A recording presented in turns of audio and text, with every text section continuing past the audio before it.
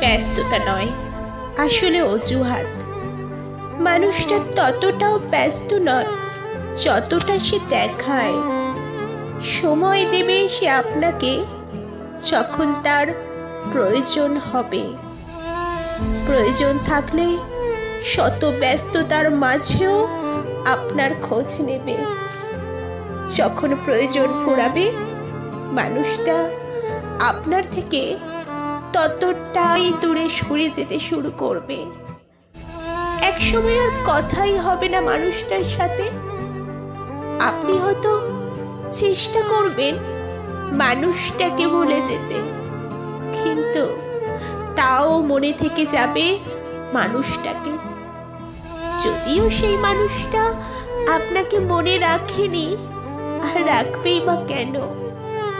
এখন তো সে অন্য একজনকে খুঁজছে যে তার প্রয়োজনটা মেটাতে পারবে।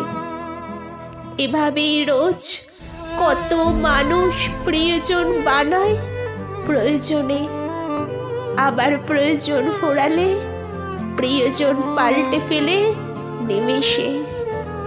কখনো কি হয়েছেন কারোর সাথে এমন? প্রয়োজনে প্রিয়জন।